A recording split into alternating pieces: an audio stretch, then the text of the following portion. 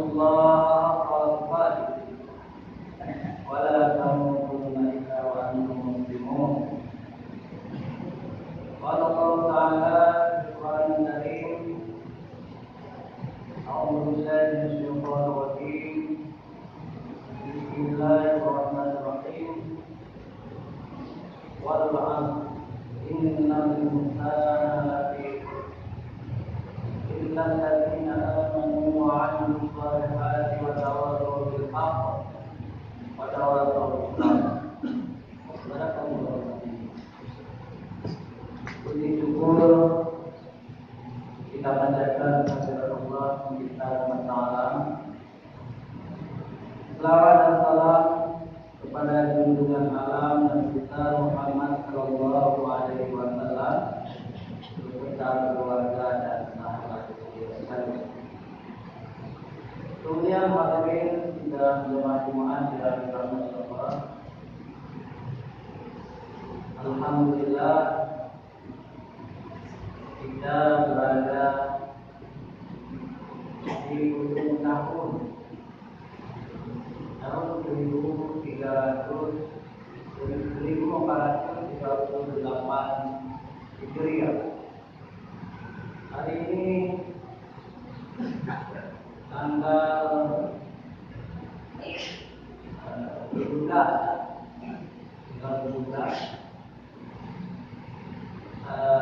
Zulhijjah, dan insyaallah seminggu lagi hari ini tanggal 17 sudah masuk tahun baru Islam 1439 Hijriah. Ini abad ke-15. Abad ke-15 tahun Islam. Jadi abad ini sudah berjalan 38 tahun. Berarti masih tersisa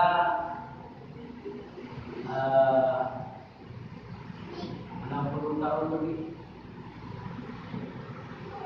Abad ini menurut ahli-ahli sejarah ini adalah abad kebangkitan Islam. Abad kebangkitan Islam. Kenapa disebut abad kebangkitan Islam? Apakah Islam itu sudah tidur? Apakah Islam itu pernah bangkit dulu sehingga disebut kebangkitan Islam? Jawabannya, hadirin sedang menikmati agama Allah. Memang Islam ini pernah jaya.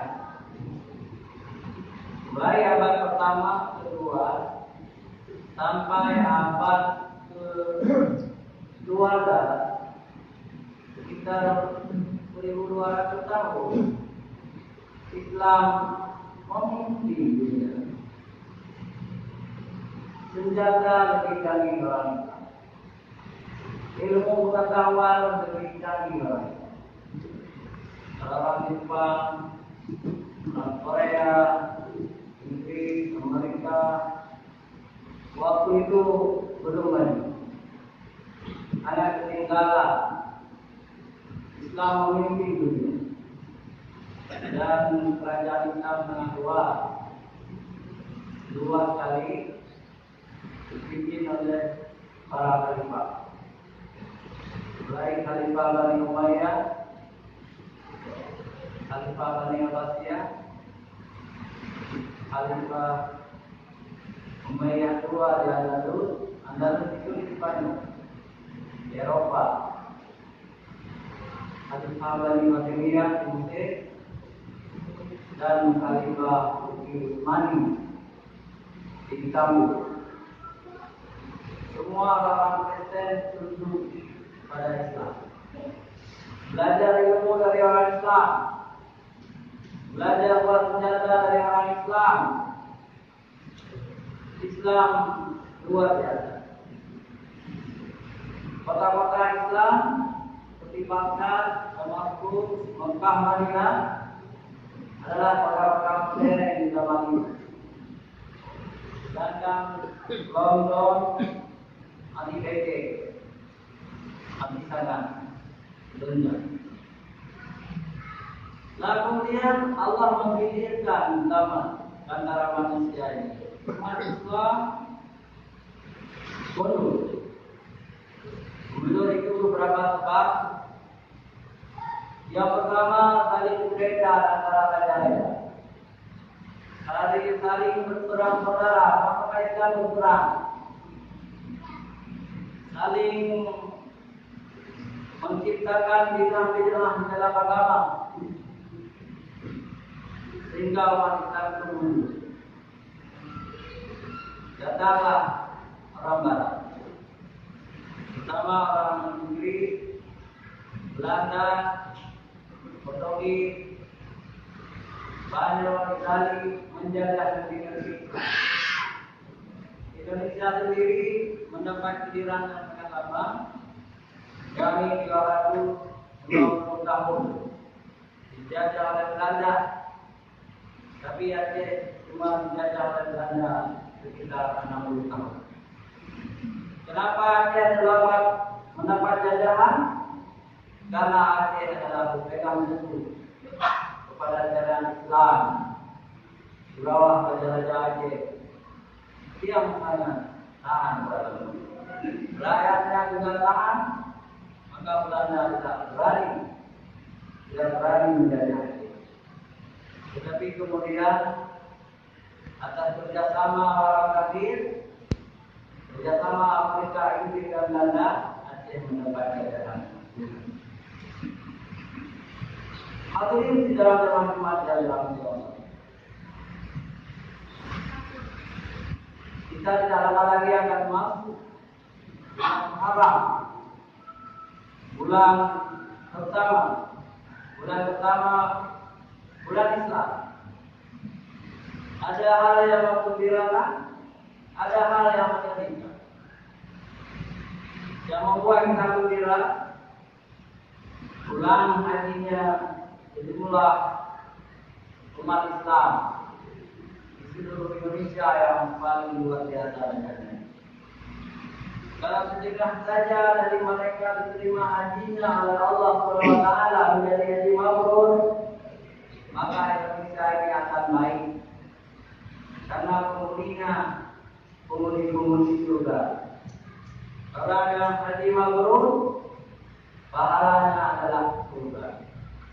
Orang-orang yang sudah dijamin masuk surga oleh Allah SWT, mereka akan menjadi dai, menjadi pendakwah di rumah mereka, di kampung mereka, dalam masyarakat mereka. Mereka akan mencegah kemungkaran yang terjadi dalam masyarakat. Ini adalah berita gembira yang akan kita saksikan di akhir bulan ini, termasuk di kampung kita. Jumlah orang haji yang akan murah, dan mudah-mudahan mereka betul-betul menjadi pendakwah yang menjaga harkat dan martabat dirinya dan keluarganya. Berita sedih adalah ada saudara-saudara kita di Rohingya, di Myanmar, di negeri orang muda. Orang muda ini sebenarnya jahiliyah yang terbesar. Orang jahiliyah di zaman Rasulullah, mereka menyembah patung berhala yang digantung di sekitar Ka'bah. Jumlah patung itu sangat banyak, 360 buah patung. Dipuja-puja, disembah oleh orang musyrik jahiliyah. Jadi kita mereka sekarang ada di Myanmar. Bangsa Myanmar ini atau Burma, mereka adalah bangsa penyembah berhala. Agama mereka Buddha. Juga jahiliyah ini terdapat di Thailand. Orang Thailand juga menyembah berhala, agamanya Buddha juga. Mereka adalah sisa-sisa jahiliyah. Karena mereka jahiliyah, maka kerjanya merampok, membunuh, mengusir. Itulah yang dialami oleh orang Islam, baik di daerah selatan, orang Patani, dibunuh oleh orang jahiliyah itu, maupun orang-orang di Rohingya, di provinsi Arakan. Mereka membunuh. Ya Allah, sedih sekali kita lihat. Rumah-rumah orang yang kami bakar, hartanya diambil, mayat-mayat dibakar, dipotong-potong, dibakar hidup-hidup. Mereka itu lebih jahiliyah dari jahiliyah yang lain. Maka hadirin yang dirahmati Allah, kita sebagai saudara mereka, karena umat kami bersaudara, innamal mu'minuna ikhwatun, sesungguhnya orang beriman ini bersaudara, maka kita wajib berdoa kepada Allah setelah kita salat, supaya mereka bangga jahiliyah ini. Setelahnya, beliau adalah beri hidayah supaya jamaah Islam itu atau berhancur bangsanya, berikat lagi, atau buku binasa Allah. Itulah dua-duanya itu dibolehkan, karena mereka telah kedua berkhianat kepada umat Islam. Hadirin dan umat yang dirahmati Allah, insyaallah perluasannya MPU mengundang beberapa pemuda Aceh dan SN, rumah-rumah, untuk kita duduk bermusyawarah di kantor MPU Aceh. Bagaimana kita pikirkan untuk membantu saudara-saudara kita di Rohingya. Kita kumpulkan uang, kita kirim pada lembaga ujian nasional, insya Allah akan sampai ke situ, Malam Merah Internasional atau LSM, atau diangkat sendiri nanti. Misalnya untuk Bangladesh, karena pengungsi di Bangladesh sampai 400.000 orang. Pokoknya orang Aceh sebagai daerah Islam, sebagai satu-satunya daerah Islam, kita tidak boleh tinggal. Kita harus membantu saudara-saudara kita yang dizalimi oleh pemerintah jahiliyah. Di pemerintah jahiliyah kita bilang, di pemerintah Buddha. Pemerintah jahiliyah nanti berubah betul. Itu kan bodoh. Kenapa mereka tidak mau masuk? Tidak ada hidayah dari Allah Subhanahu. Hadirin tidak bermanfaat dan dirahmati Allah. Sebagai orang yang telah mendapat hidayah, petunjuk dari Allah, hidup tenang, negeri kita aman, kita tidak boleh lupa pada saudara-saudara kita. Karena umat Islam ini, orang Islam ini, dikatakan oleh Rasulullah seperti tubuh yang satu, kalian ada dua nih. Kalau saudara kita juga dulu. Jangan bersenang-senang dengan berbagai kenikmatan dunia. Kita jangan lupa juga, kita juga baru selesai dari penderitaan sebelum damai Nawawi Helsinki. Sebagian orang Aceh juga hidup di hutan-hutan dengan penderitaan yang luar biasa. Mayang-mayang orang Aceh juga terletak di mana-mana. Karena kita takut kepada Allah, kita berdoa kepada Allah, kita minta kepada Allah supaya musibah itu segera berakhir. Maka kemudian Allah mengabulkan doa orang Aceh. berakhirlah penderitaan itu setelah tsunami tahun 2005. Kita hidup senang, hidup bahagia. Masjid-masjid kita penuh kembali.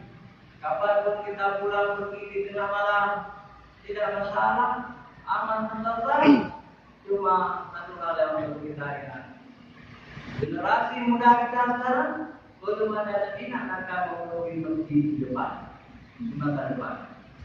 Di masa yang akan datang, generasi muda kita belum ada minat memegang Al-Quran, membaca dan menganalisa tafsir. Belum ada minat. Kenapa?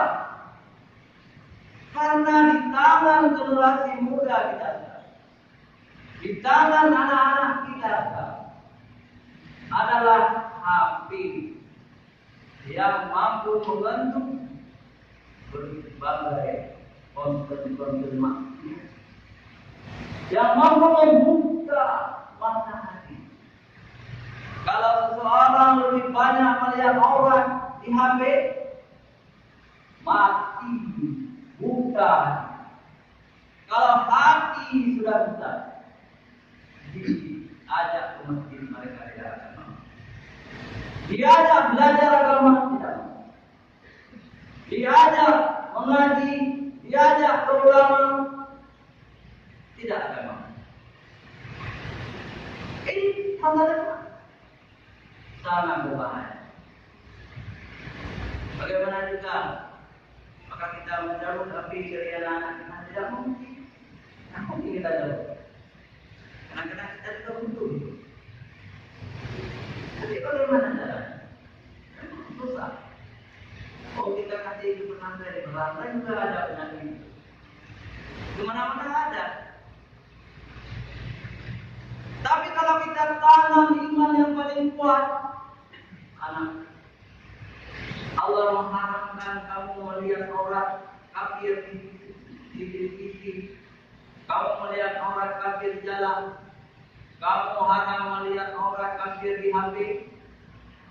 Kalau kamu masih melihat aurat anakmu, sia-sialah engkau berpikir. Sia-sialah engkau salah. Sia-sialah engkau berdoa anakku. Kita tanam. Insya Allah anak-anak mungkin bagian akan meninggalkan maksiat-maksiat. Dan baru ini saya baca sebuah penelitian Mesir, diteliti, diambil 40 anak dan diambil juga 40 anak yang lain. Jadi semuanya 80 orang. 40 anak dipisahkan dari 40 anak. 40 diberikan kaki, handphone diberikan yang bisa membuka YouTube dan sebagainya. 40 orang lagi tidak diberikan kaki, dilarang, dipisahkan dilarang. Kemudian disuruh hafal Al-Quran, disuruh hafal Al-Quran, disuruh hafal hadis. Apa yang terjadi? Dalam waktu 2 tahun yang tidak memegang api menjadi al-hafiz kaum juz semuanya 40 orang semuanya. Yang memegang api 1 orang pun tidak mampu menghafal Al-Quran. Kemudian ditanya sama anak-anak itu dibagi oleh guru, kenapa kamu tidak mampu menghafal? Ya kamu hafal saja sudah lupa ya sekarang. Anak-anak itu semua menjawab, kami sering melihat konten porno. Tapi dalam 7 bulan kemudian orang-orang yang melihat sesuatu yang dilarang oleh Allah, mereka itu akan dibutakan mata hatinya. Kalau mata hati kita buka, mereka akan menjadi orang-orang yang lemah dalam beragama. Namun tidak. Mudah-mudahan antara kita mampu sedikit demi sedikit tidak lagi melihat yang dilarang oleh Allah Subhanahu wa taala. Silakan menerima ceramah-ceramah. Silakan. Ilmu-ilmu agama yang baik. Tapi ceramah hati-hati. Karena sekarang ceramah itu banyak orang tidak ikhlas. Ceramah-ceramah itu saling menjelek-jelekkan sesama Islam. Orang NU menjelekkan orang Muhammadiyah menjelekkan orang NU. Orang NU menjelekkan Wahabi menjelekkan NU. Ini adalah mereka sedang menggali lubang yang besar. Kemudian mereka semua masuk dari dalam lubang itu. Akhirnya mereka itu mati dalam lubang itu.